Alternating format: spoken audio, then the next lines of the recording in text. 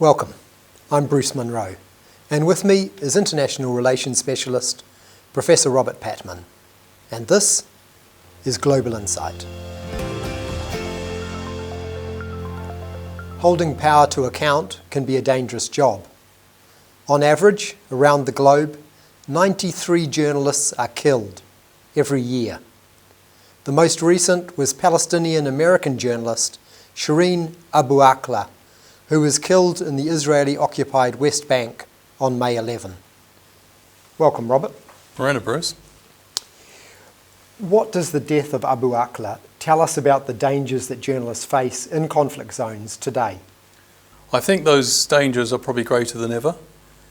We have about 31 conflicts going on in the world at the moment, and about 30 of those are what might be described as intrastate conflicts or conflicts within the boundaries of established states. Shireen Abu Akleh's death, I think, highlighted the fact that for Palestinians covering the Israeli occupation of the West Bank, it's very dangerous indeed. Since 2000, for example, more than 30 Palestinian journalists have been killed, and there's been very little accounting. That is, that very few people held responsible for their deaths. Shireen Abu Akleh was a high-profile American-Palestinian journalist who was revered by the Palestinians. She was seen as an empathetic but serious journalist who was actually getting the Palestinian story out into the international media. She worked for Al Jazeera, which is, of course, a global network, which his work is projected both in Arabic and in English. And I think her death has been a huge blow, really, to the Palestinians who are seeking self-determination. The circumstances of her death were also sobering. She had a bulletproof jacket on, she had a helmet, a military-style helmet on, and she had press written in white on both her bulletproof jacket, on both the front and the back. She was killed by a bullet which was clearly targeted because it was just beneath her ear, and she was killed instantly. That is a major concern. The other concern is there's two aspects to this. Firstly, the Palestinians have refused to cooperate with an Israeli-led investigation. They forwarded evidence to the International Criminal Court. They want an impartial, transparent and international. They do not want an actor or party to the conflict to look at the investigation, and so that's progressing but slowly.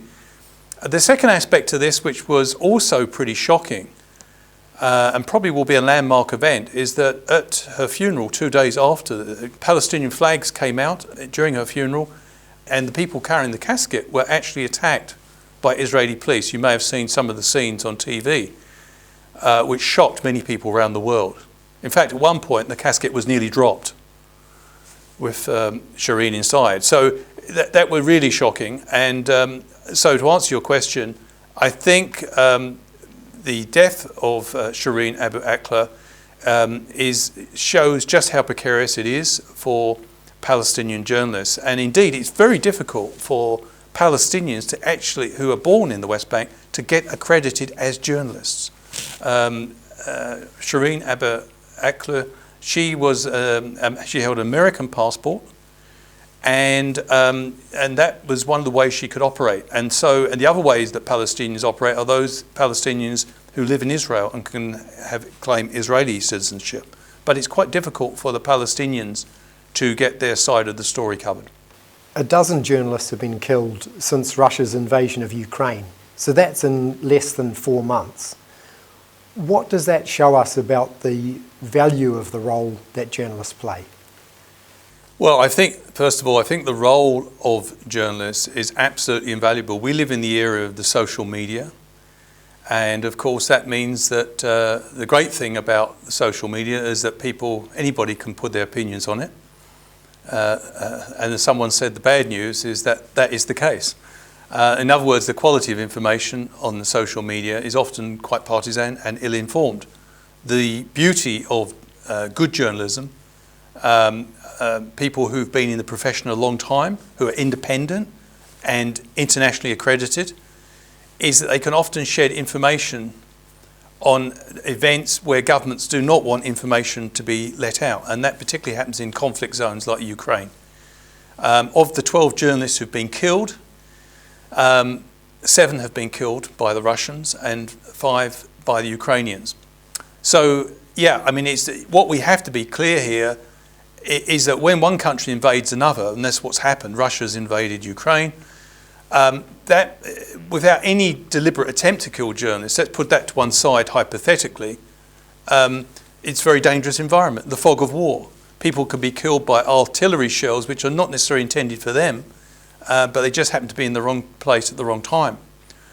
And I don't know what proportion of the journalists killed were killed in that way inadvertently. We certainly know that some were targeted by the Russian troops.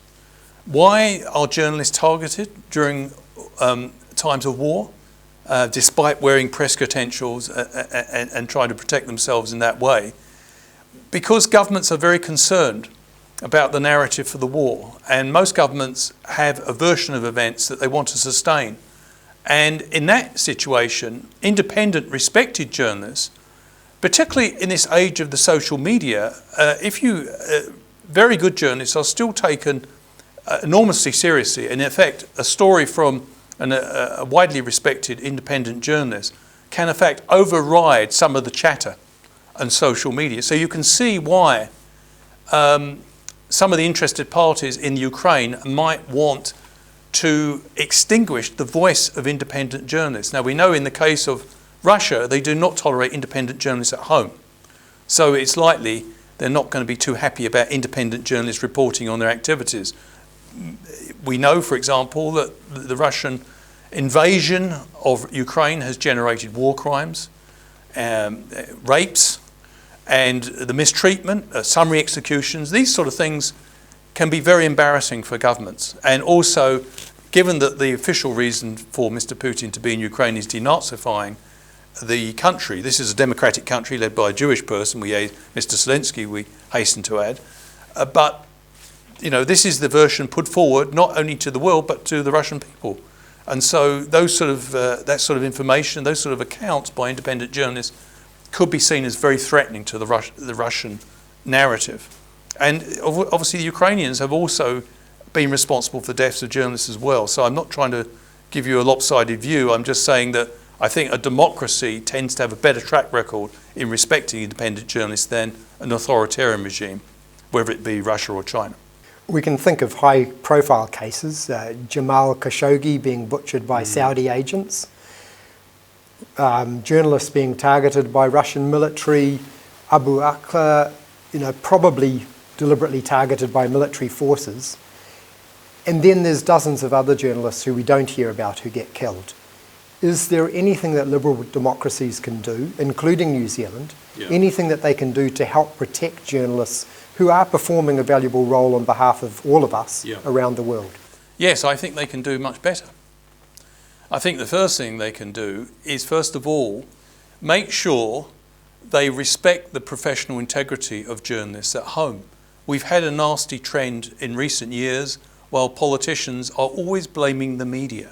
If you're living in a democracy, you must expect, if you're an elected politician, to receive questions. So the questions may be irritating, but if you describe them as enemies of the people, as Mr. Trump did, we've had politicians here, for example, talking about being the victim of a media frenzy.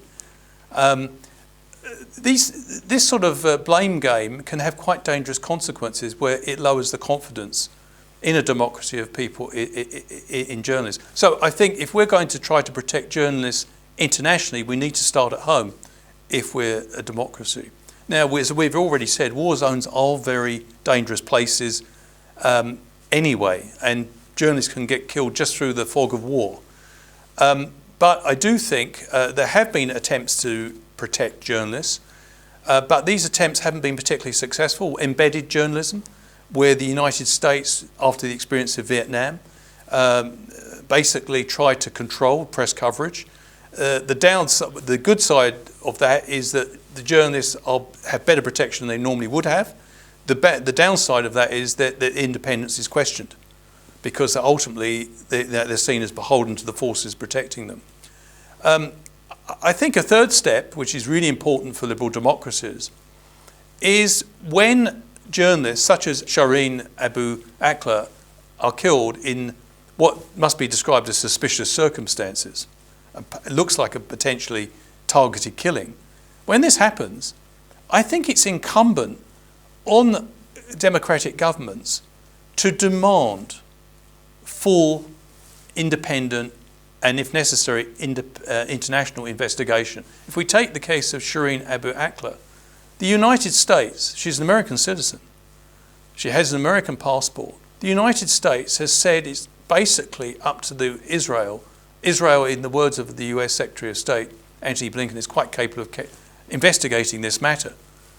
But he knows as well as anyone else that there is an imbalance of power between the Israelis and the Palestinians. So if a Palestinian journalist is killed, and it looks like perhaps by the Israelis, we don't know yet, but it looks like that is to be the case, partisan politics mustn't get in the way of protecting journalists.